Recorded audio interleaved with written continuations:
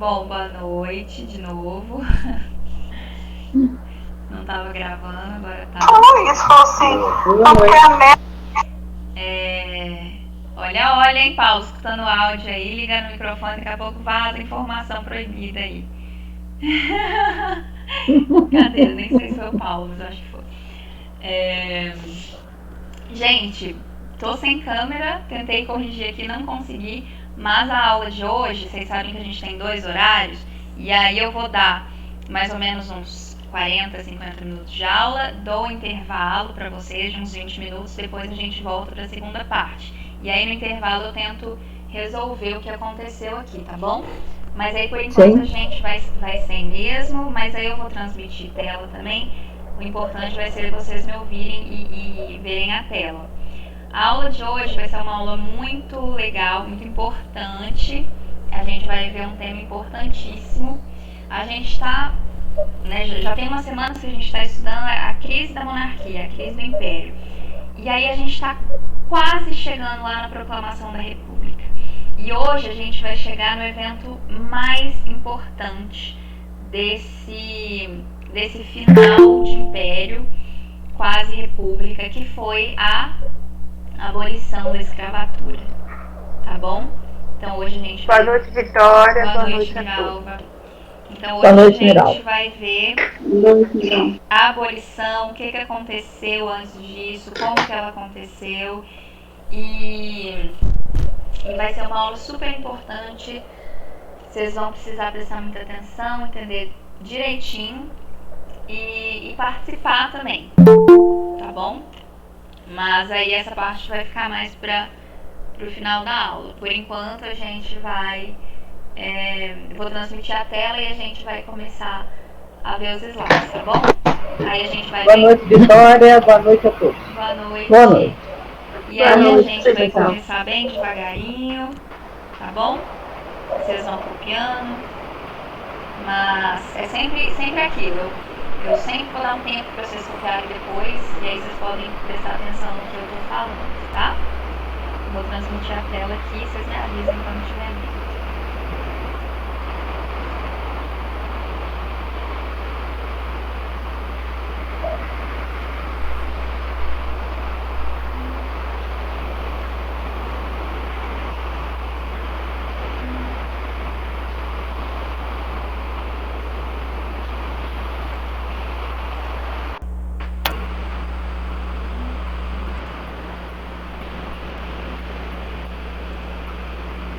E aí, vocês estão vendo?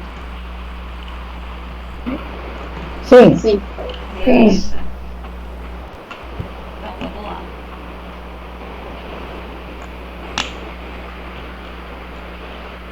Peraí que já vai aparecer.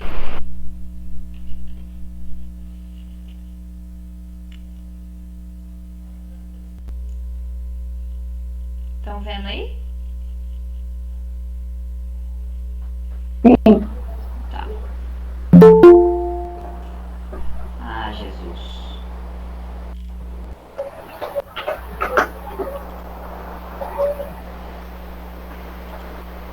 Foi mal, gente. Saí aqui, mas já tô voltando pro slide.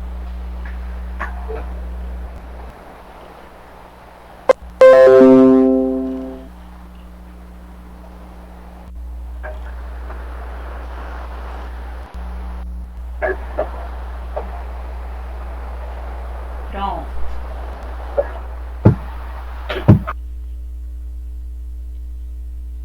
Então vamos lá.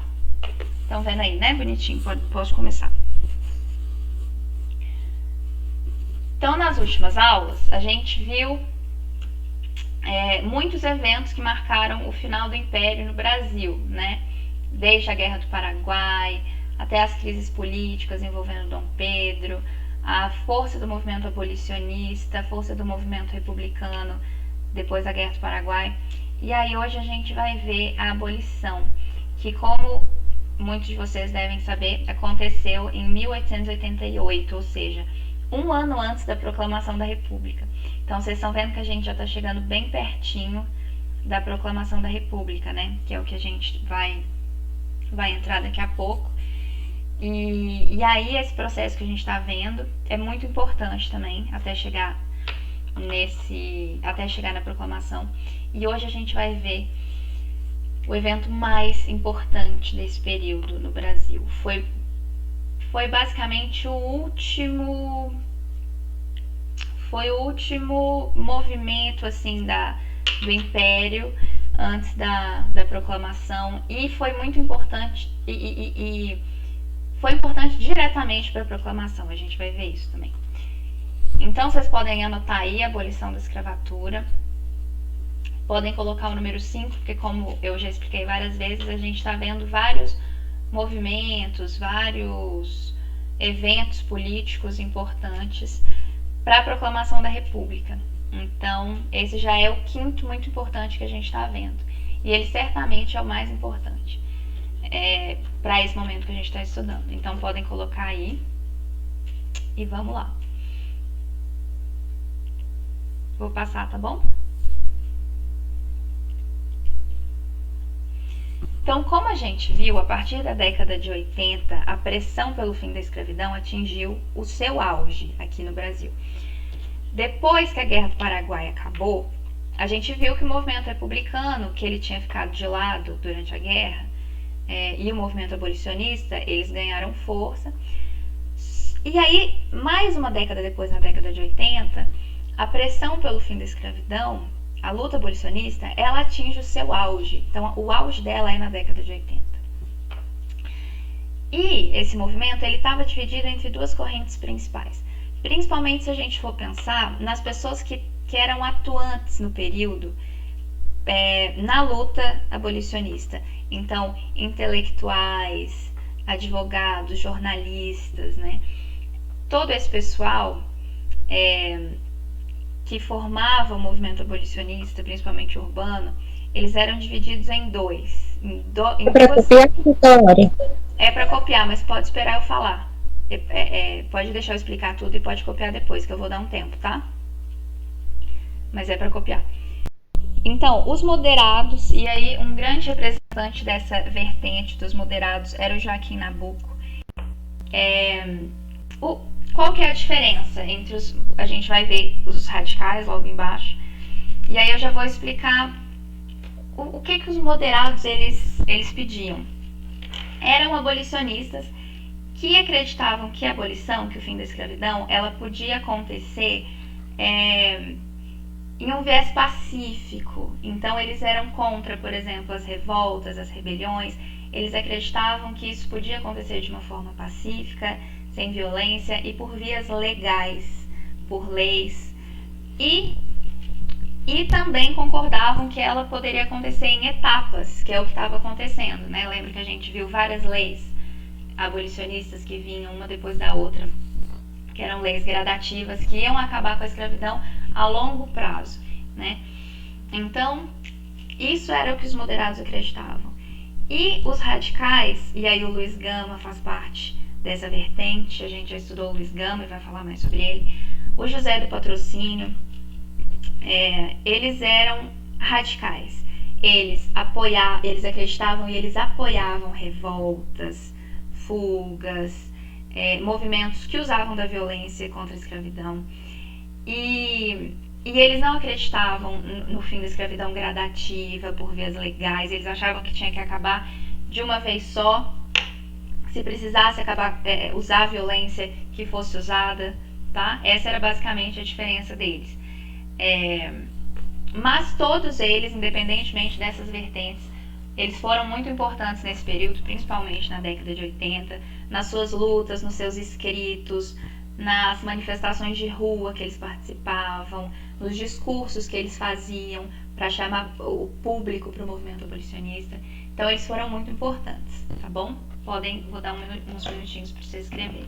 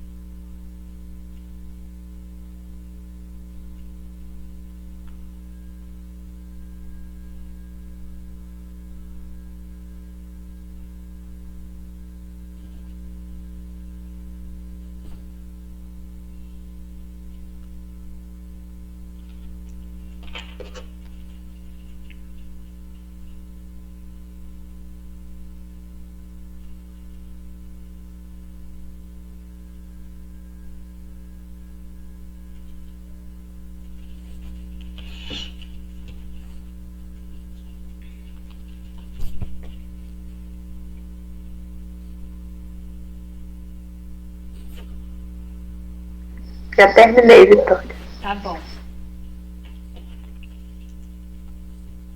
Eu já terminei. Beleza. Tem Eu já alguém, fiz também. tem alguém que ainda tá copiando? Eu terminei.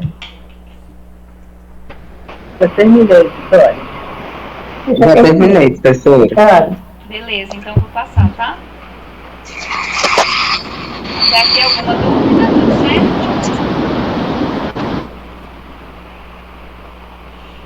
Então vamos lá. Eu trouxe aqui, isso vocês não precisam copiar, alguns jornais abolicionistas da época. Por que eu trouxe isso? Para vocês verem, para vocês entenderem a quantidade de jornais, de notícias, o quanto o movimento abolicionista estava circulando, tanto nas ruas, na forma de discurso, quanto em papel, na forma de ideias, de textos. E isso mostra a quantidade de jornais que estavam na luta abolicionista nessa época. Isso mostra o quanto o movimento estava forte, o quanto... Isso mostra o quanto o movimento ele tinha força nesse período. E aí ele alcançava muita gente, porque a gente vai ver que tem muitos jornais, e aí você vai imaginar, você vai falar, caramba, mas então realmente essas ideias estavam chegando em muitas pessoas, esse movimento ele estava grande, né? Então, ó, vou ler para vocês alguns nomes de jornais. Peraí, tá abrindo de novo, tá sem imagem. Abriu. Então, olha a quantidade de jornais. Jornal do Comércio, a Onda, a Abolição, 89, a Redenção, que é esse aqui do lado, ó, do subdesenho. A Vida Seminária, Vila da Redenção, a Liberdade, o Aliote, a Gazeta da Paz, a Terra da Redenção, o Amigo do Escravo, a Luta, o Federalista. Então esses são só alguns exemplos dos jornais que mais circulavam na época. Gente, tá alguém com o microfone ligado? Confere aqui. Obrigada. Alguns exemplos de jornais que circulavam muito na época e que ajudavam a disseminar as ideias abolicionistas. Então, são muitos, né? Isso aqui não precisa copiar, vou passar. E aí a gente vai ver que, por mais que o governo ele apostasse nas táticas reformistas, nas táticas gradualistas, por exemplo, as leis que a gente estudou, né? A lei do ventre livre, a lei do sexagenário, ou seja, o governo apostava nessas leis que iam acabar com a escravidão, mas a longo prazo, né? O resultado não era de aceitação, o resultado começou a ser o oposto. O governo achava que com essas leis o movimento abolicionista ia perder força, os abolicionistas, os escravos, eles iam se sentir satisfeitos. E isso não aconteceu. Chegou na década de 80 e começou a estourar rebelião, revolta escrava em todo o país. Principalmente, lógico, nos lugares onde mais tinha trabalho escravo, onde o trabalho escravo ele era mais importante, mais proeminente.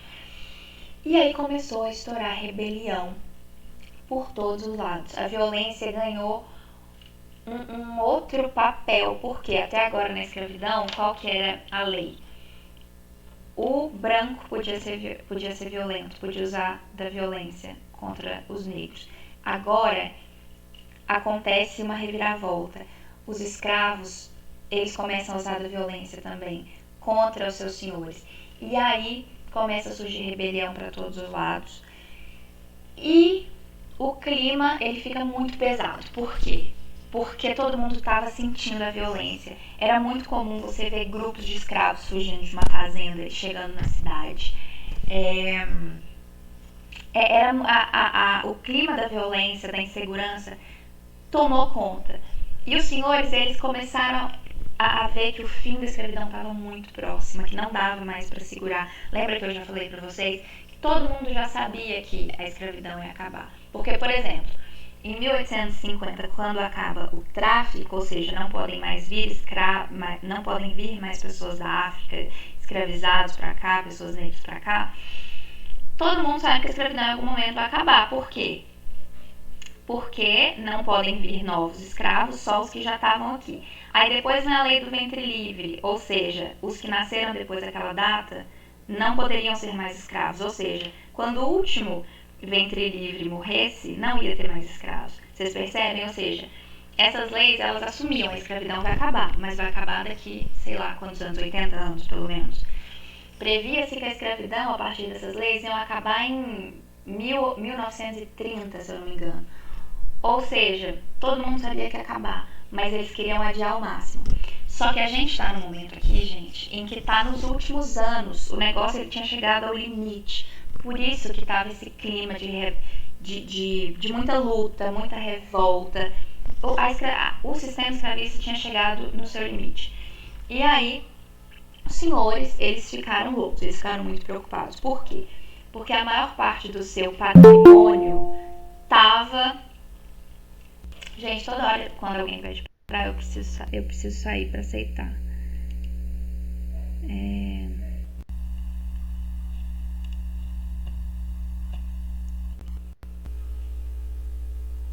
Pera aí que eu já vou voltar, tá?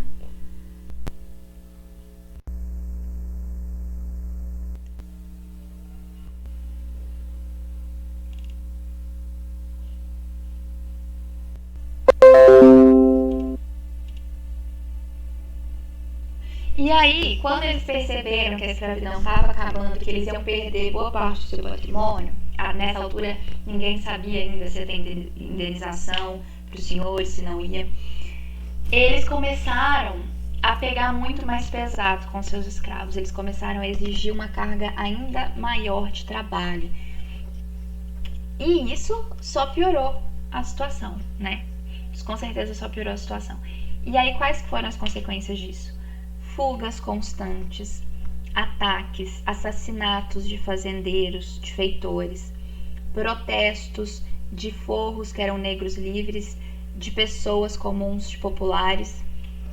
Então o clima virou um clima generalizado de violência, de medo, as pessoas sentiam muito medo, os escravizados sentiam muito medo de serem, os que conseguiam fugir tinham muito medo de serem pegos de volta, e os que estavam livres na luta, e o Brasil aqui, vocês têm que pensar que era uma panela de pressão, a ponto de explodir, e todo mundo com muito medo. Podem copiar, mas então desse slide, enquanto vocês copiam, eu vou só reforçar, é importante saber que quando os senhores percebem que a escravidão vai acabar, eles começam a exigir ainda mais trabalho, e isso só gera mais luta, mais violência, mais fugas, ataques, tá bom? Ou seja, a coisa ela só vai piorando, só vai ficando mais tensa.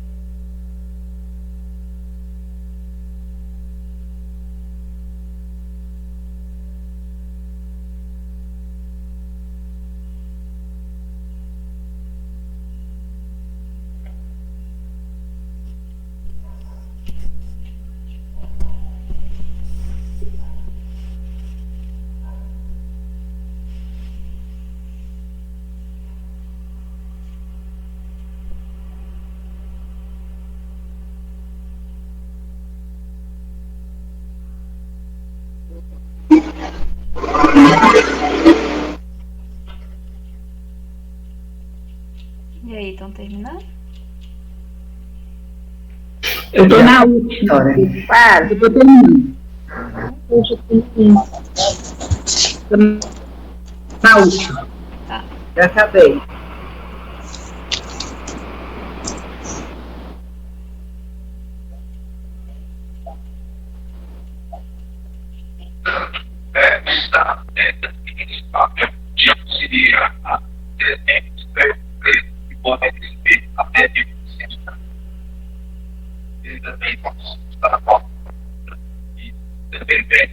Quem já copiou, lê de novo, volta.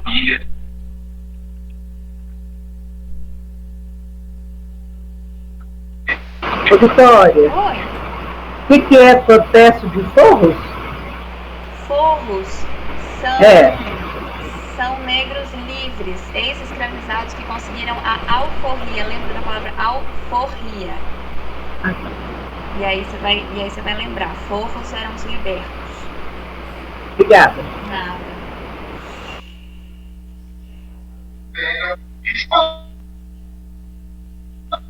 Eu terminei, então. Beleza, vou passar então. Todo mundo terminou, né? Tô terminando, tô na última. Ah, tá, peraí, desculpa. Peraí. Tô na última aí, Vitória. Pronto. Protesto.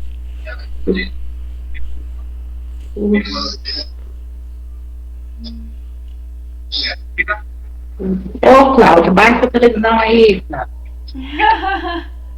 Pronto, Vitória, acabei. Tá, Obrigada. nada. Bom, a gente vai ver que para conter o pânico que tinha tomado todos os lugares, a polícia ela atuou ao lado dos senhores, prendendo escravos. Tá escrito errado aí, tá? Eu escrevi escravos 2 vezes. Descaracterizando denúncias de maus tratos, reprimindo atos de abolicionistas. E aí outra coisa que eu não escrevi aqui, mas que também aconteceu nesse período, foi que até o exército, o governo quis colocar para reprimir as lutas, as fugas. E aí, o Marechal Deodoro da Fonseca, na época, vocês vão escutar falar dele lá na proclamação, mas aqui ele tinha um cargo muito importante no exército. Ele foi até a princesa Isabel e falou para ela que os militares eles não queriam mais fazer o serviço de ir atrás de escravizados. Por quê? Vocês lembram lá da Guerra do Paraguai, que os escravos foram lutar na guerra? Depois da guerra, muitos soldados eram ex-escravos. O exército ele passou a ter uma relação naquela época muito próxima com ex-escravizados, com a realidade da escravidão.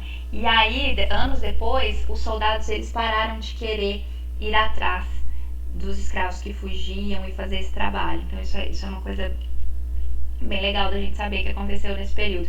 Ele foi até a princesa Isabel falar pessoalmente para ela, escrever uma carta para ela falando que o exército não queria mais fazer esse trabalho. Então a polícia fez esse papel de ir atrás, de tentar reprimir as fugas, os atos abolicionistas, tá?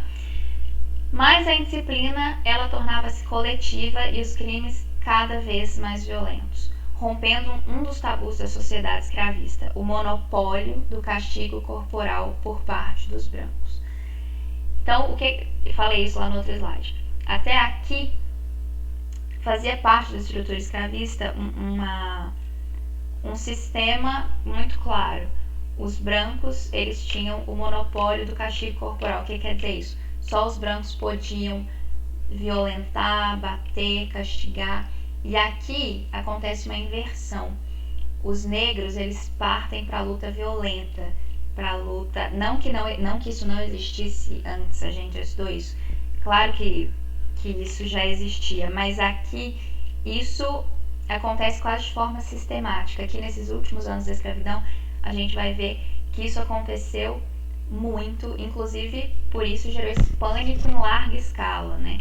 Porque a violência ela se tornou coletiva por parte de todo mundo, dos brancos, dos negros, dos forros, dos escravizados, tá? E aí, eu lembro que a gente estudou ano passado, quem estava aqui vai lembrar que a gente estudou os quilombos, né? O que eram os quilombos? Eram refúgios, lugares de fuga para onde os escravos iam quando eles fugiam. E eles fugiam principalmente, claro que eles tinham 1000 motivos para fugir, mas sempre que o negócio apertava, a gente já estudou isso. A gente precisa entender que a violência nunca é um sistema que... Nossa, vocês não estão me vendo, porque eu sempre faço esse movimento com as mãos, assim. Imagina uma mão empurrando a outra. Nunca é uma só que empurra. Quando uma mão empurra, a outra ela faz uma força contrária. O que quer dizer isso? Que não existe um movimento em que alguém oprime o outro e isso fica por conta própria. É a tal da resistência que a gente sempre fala, né? Sempre que alguém aperta de um lado, violenta de um lado, vem o outro e resiste e luta do outro lado. Então, sempre que a violência contra os escravizados ela aumenta, também aumenta o número de luta, de resistência. Então, quando os senhores estão sendo mais violentos com os escravos e eles estão sofrendo mais e eles também estão usando a violência como uma forma de luta, o que acontece? Vão aumentar muito o número de quilombos, porque eles vão fugir muito mais, né? Se eles estão sofrendo muito mais, eles vão fugir muito mais e lutar muito mais. E aí vai aumentar muito o número de quilombos nessa época. Vão se formar quilombos enormes e principalmente nas cidades. Vão se formar muitos quilombos nas cidades, perto de São Paulo, perto do Rio de Janeiro, tá bom? Podem copiar. Depois daqui a gente vai ver mais alguns slides que vocês não vão precisar copiar, porque a gente vai estudar uma coisa muito legal.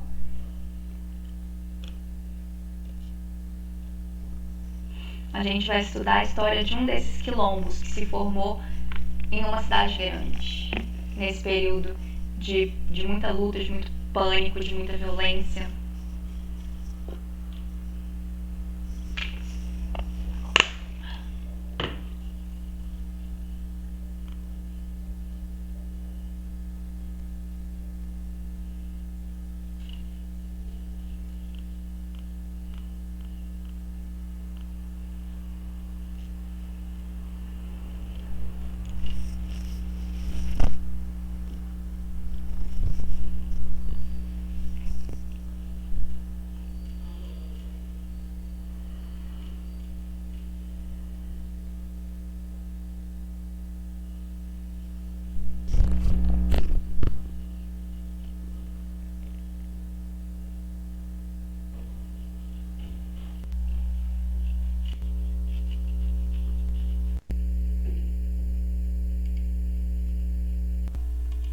Desculpa.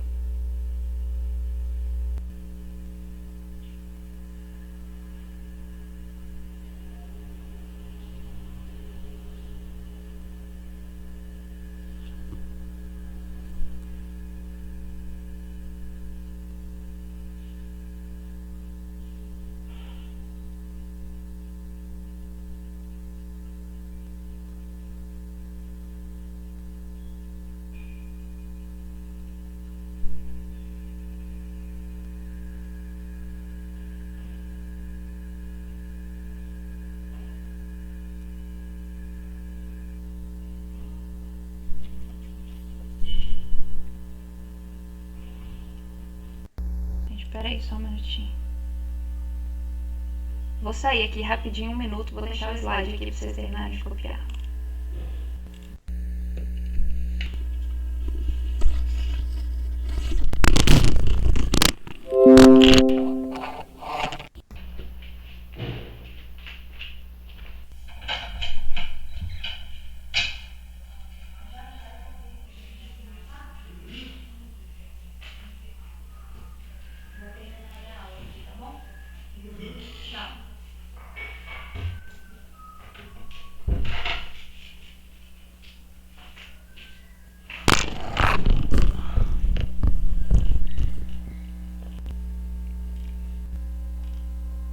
Voltei.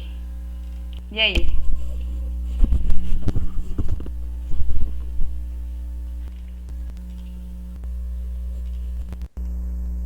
Estão copiando ainda? Eu já terminei de falar. Sim, eu tô copiando. Tá. Eu já terminei. Então, Tá. terminei. Ô, volta, por Aparecer na favor. tela. Eu tô... Vai, Agora volta, pronto. Desculpa, gente. Voltou, né? Sim.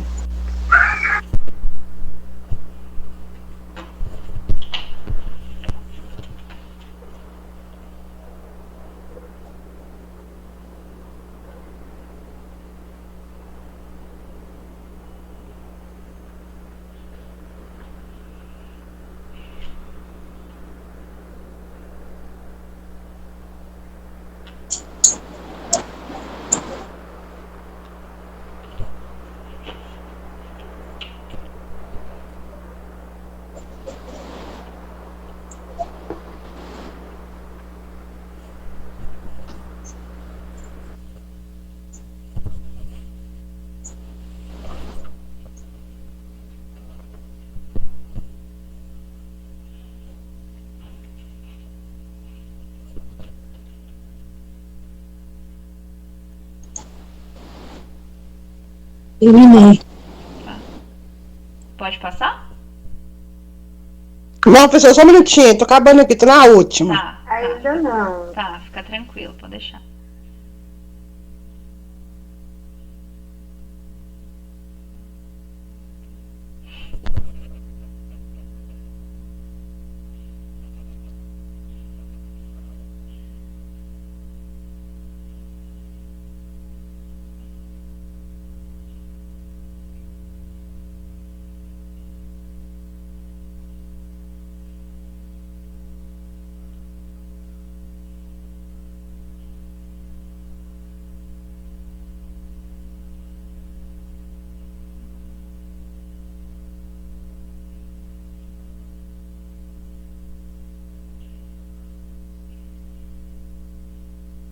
Prontinho, Vitória, terminei. Tá bom, querida. E aí, gente? Terminou, Carmita? Terminei. Eu avisei pra você que eu tinha terminado. Desculpa, eu confundi Terminei. a voz. Pode passar, então? Eu que não terminei, Miralda. Ah, é mas verdade. Não, mas você vai demorar? Eu posso esperar mais. Hoje a eu tô no último, na última parágrafo. pode terminar, hoje a gente tá com tempo. Então tá bom.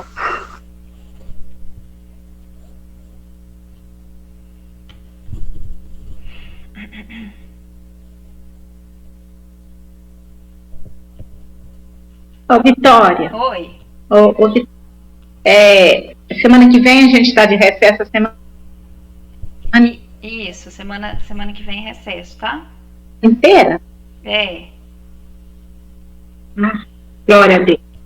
Vai ser bom, gente. Aproveita Obrigada. pra descansar, tá? Eu sei que tá todo mundo cansado. Nossa, Vitória, eu tô precisando de férias triplas, se for possível. É, eu sei, viu? Eu também. Tem 3 anos que eu não tive férias. Menina, 3 anos. nem fala. Eu tô quase. Que a firma muda, aí quando tá chegando as férias, ela. Oh, meu Deus, Carmita, tá doida, é muita coisa, eu não consigo nem imaginar. Não, pois é, tirei em 2019.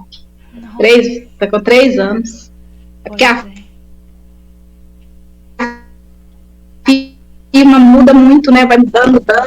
Aí, quando tá chegando as férias, ela ganha licitação, a gente continua, mas graças a Deus, né? E as férias volta tudo pra trás. Nossa. Mas você sabe quando é que você vai conseguir tirar?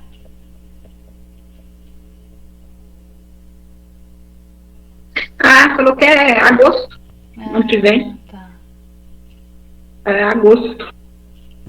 Pode passar, Miralva?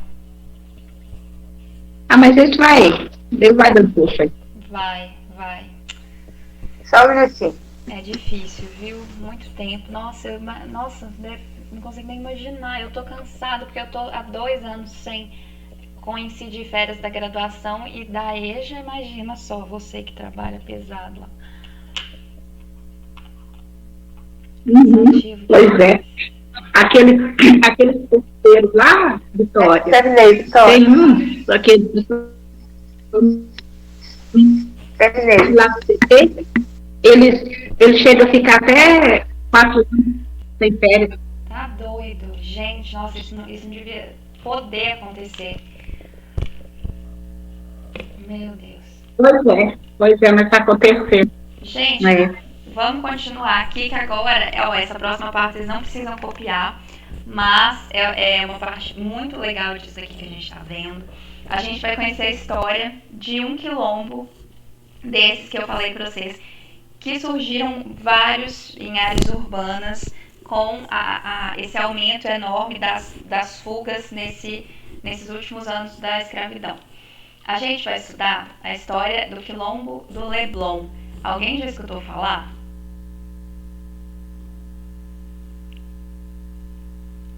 Não. Quilombo não, já vi falar no Leblon, no Rio de Janeiro? Isso. Não, mas como quilombo, não. Olha só, será que teve um quilombo no Rio de Janeiro? Não. Pode ser. Ó, vocês, aposto que vocês são tudo noveleira, né? Vocês devem ser tudo noveleira. Vocês já escutaram falar alguma coisa do Leblon? Que tipo de bairro que é o Leblon? Já. Acho que ia ter sim. Assim. Será que é um bairro chique ou um bairro pobre? Chique, Leblon. Chique, né? Eles são bairros chiques. Um bairro Até então, bairro chique. Aham. Ó, vocês estão vendo a minha setinha mexer?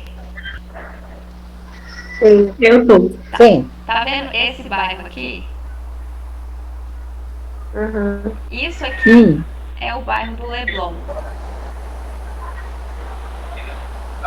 Isso aqui é o bairro do Leblon. Aqui, ó, é a praia do Leblon. O Leblon é um bairro, vocês acertaram, muito chique. Moram vários famosos aqui no Leblon. É um bairro bem famoso no Rio, porque é um bairro realmente bem chique. Ele fica aqui do lado desse morro aqui, tá vendo onde tá a setinha? O Morro Dois Irmãos. É um bairro super famoso, já passou em várias novelas, porque mora muita gente rica lá e tal. Isso aqui é o Leblon.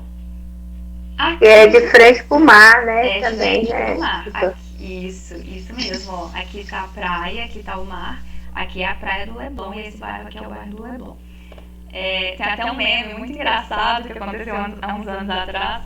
Um jornalista viu o Caetano Veloso estacionar o carro lá no Leblon. Aí o cara fez uma matéria assim: Caetano Veloso estaciona seu carro no Leblon. E é muito engraçado, porque assim, qual que é a importância dessa informação, né? E aí virou um meme, agora todo ano rola no Instagram, nas redes sociais, o pessoal rindo da matéria que o Caetano estacionou o carro no Leblon. Ou seja, muitas histórias relacionadas com pessoas famosas e tudo mais. Um bairro muito chique. Quem diria que aqui já existiu um quilombo? Sim, existiu. É chocante, né? Porque a gente não consegue imaginar. Mas vocês estão vendo esse morro aqui, que é o Morro Dois Irmãos, que eu falei pra vocês? No pé desse morro existiu um quilombo. Nessa época aqui. Nessa época que a gente está estudando, década de 1880, pouco antes da abolição. Então a gente vai estudar a história desse quilombo. E isso aqui, que tem uma flor aqui nesse slide. Por que tem uma flor? Alguém sabe que flor é essa? Que eu sei que vocês são tudo mãe de planta. Rosa branca. Rosa branca, porque eu tenho aqui em casa. Pior que não é uma rosa branca. É parecido. Ué, não é rosa branca? Não é. Parece. É uma camélia? É horrível. O tempo. Matou o a tempo. pau. Quem falou? Rosângela? É uma É graça. camélia. Falei, Camélia, né? É uma Tem. camélia. Camélia. É uma camélia branca. O que será que tem a ver uma camélia e o Leblon? Ou uma camélia e o quilombo do Leblon, que é o que a gente vai estudar? Ninguém faz ideia, né? Não. Não faz a menor ideia. Até porque a camélia é uma flor que não é do Brasil, é uma flor extremamente delicada para ela viver aqui no Brasil, para ela sobreviver aqui. Ela precisa de muitos cuidados, de um manejo muito delicado. Imagina então na cidade do Rio de Janeiro, que é uma cidade calorenta pra caramba, né? O que tem a ver essa camélia com essa história? A gente vai entender agora. Quem quer ler pra mim? Pode ler? Eu posso ler, Vitória. Pode ler. Lê Graça, então, e no próximo lê quem tinha falado, não sei se foi a Miralva. Foi, né? Eu também tá ali. Mas tem pra todo Então mundo. vou ler. Lê esse aí. Vou ler. Pode ler, Graça. Conhecendo a história do quilombo do Leblon. O quilombo nasceu na chácara do seu idealizador, o português José de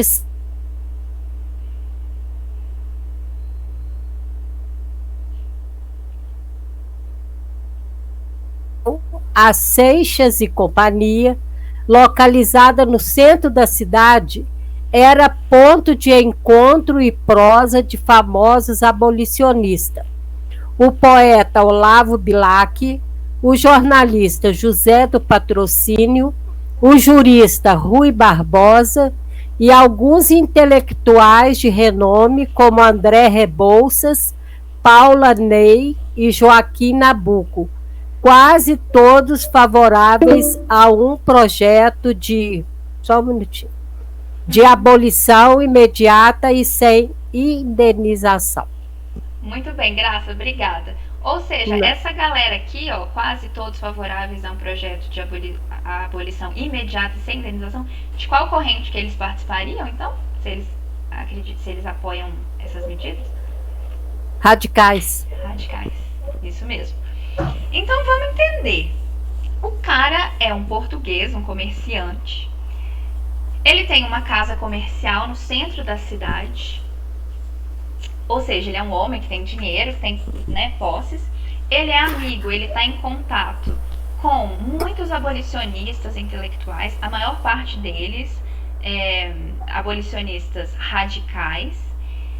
E ele cede a sua chácara para a criação de um quilombo no Leblon, lá no pé daquele morro, desse morro que eu mostrei para vocês, o Morro Dois Irmãos.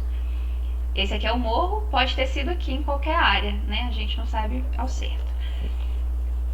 Então, ó, já deu para ver que era um homem de ideias avançadas, né? Miralva, continua pra gente, por favor. Conhecendo a história do quilombo no Leblon, Seixas Magalhães era membro da Confederação Abolicionista, criada no Rio de Janeiro, por José do Patrocínio e André Rebouças. Dentre as muitas ações da Confederação, ela também apoiou os fugitivos do Leblon e contribuiu para a proteção e a organização do refúgio de escravizados que Seixas instalou em sua chácara. Muito bem, obrigada, Miralva. Ou seja, esse comerciante, ele era membro da Federação Abolicionista. A Federação Abolicionista, gente, ela foi a maior organização abolicionista do Brasil nesse período. Ela foi criada no Rio de Janeiro pelo José do Patrocínio e pelo André Rebouças, mas para vocês terem noção, essa confederação ela tinha mais de 30, como se fossem subdivisões, clubes, vamos chamar de clubes, 30 clubes abolicionistas divididos por quase todas as províncias do país, ou seja, existia a Confederação Abolicionista no Rio, mas nas outras províncias tinham clubes federados a essa confederação e que cada um agia lá na sua província pela luta abolicionista. E a Confederação Abolicionista, ela fazia várias coisas. Ela ajudava nas fugas, ela apoiava vários quilombos, ela fazia muitos eventos em prol da causa. Ela estava o tempo inteiro em ações muito concretas pela causa abolicionista. E uma delas foi contribuir para ajudar os fugitivos que foram para o quilombo do Leblon e para organizar e ajudar na manutenção desse quilombo também. Mas aí agora a gente vai entender por que esse quilombo ele se tornou famoso. Por que ele é famoso? Por que a gente está falando dele? Alguém me fala quanto tempo está faltando para a gente encerrar a chamada? 7 minutos. Tá, dá tempo, obrigada. Carmita, você pode ler? Posso. Conhecendo a história do quilombo do Leblon. Mas por que ele se tornou famoso? Os escravos lá refugiados se dedicavam ao cultivo e comércio de camélias brancas. Os abolicionistas associavam a flor à abolição, e sua fragilidade se assemelhava à liberdade que os escravos ambicionavam conquistar. Logo, o simbolismo delicado das flores foi parar no centro da vida política do Império. Então, achamos a resposta. Olha que legal.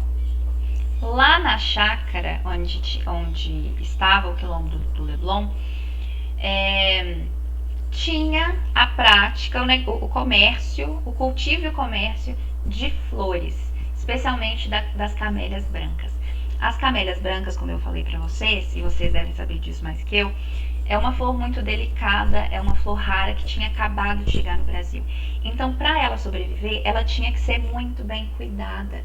Ela tinha que ser cuidada a partir de um manejo muito sensível.